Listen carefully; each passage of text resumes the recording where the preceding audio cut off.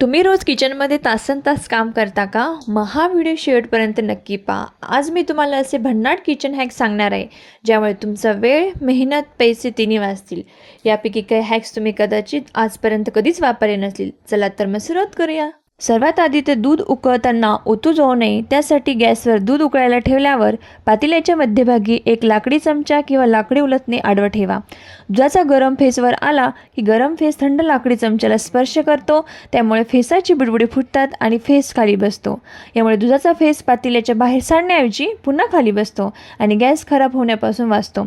लाकडी चमचा उष्णतेचा सुवाहक नसतो, त्यामुळे दूध ओतू जात नाही. साखर खराब होऊ नये आणि भरपूर दिवस कोरडी राहावी, त्यासाठी आपण साखर नेहमी हवाबंद डब्यात ठेवायची आणि त्यात लवंग ठेवायच्या, म्हणजे साखरेला मुंग्या पण होत नाही आणि कायम कोरडी राहते. हे कांदा आणि बटाटा एकत्र ठेवणे.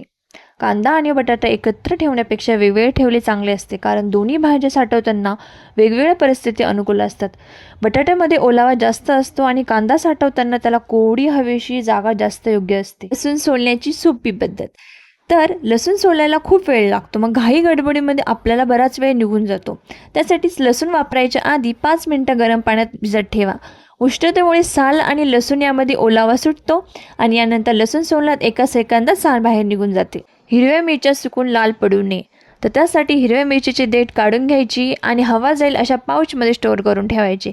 त्याने हिरवी मिरची जास्त काळ टिकते आणि सडत पण नाही आणि लाल पण पडत नाही. मी हे पाऊच फ्रीजमध्ये भाजीपाला स्टोअर करण्यासाठी वापरते, त्यामुळे भाजीपाला खूप टाईम टिकतो. कांदा कापताना बराच वेळ डोळ्यातून पाणी येतं, त्यासाठी सर्वात आधी कांदा कापायच्या आधी तो थोडा वेळ फ्रीजमध्ये ठेवायचा. तो कांदा थंड झाल्यामुळे त्यातील एन्झाईम्स आणि रसायनची क्रिया मंदावते आणि डोळ्यातून पाणी येत नाही.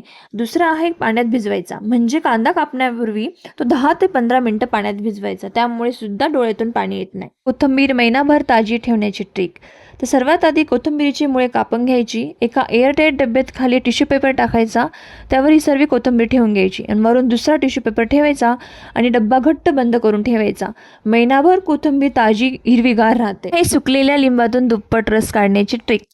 जर लिंबू सुकलेले किंवा कडक झाले असतील तर ते कापण्यापूर्वी गरम पाण्यात 10 ते 15 मिनटं ठेवा. उष्णतेमुळे लिंबातील रस मोकळा होतो आणि कापल्यानंतर तो पिळायला खूप सोपे जाते आणि रसही दुप्पट निघतो. किंवा तुमच्याकडे जर मायक्रोवेव्ह असेल तर त्याच्यामध्ये 15 सेकंड फिरू शकता. यापैकी तुम्हाला कोणता किचन हॅक सर्वात जास्त आवडला? कमेंटमध्ये नक्की सांगा. आणि असेच रोजच्या आयुष्यात उपयोगी पडणारे किचन टिप्स, होम हॅक्स आणि चविष्ट रेसिपी पाहण्यासाठी चॅनलला सबस्क्राईब करा. व्हिडिओला लाईक करा आणि तुमच्या फ्रेंड्सला पण शेअर करा.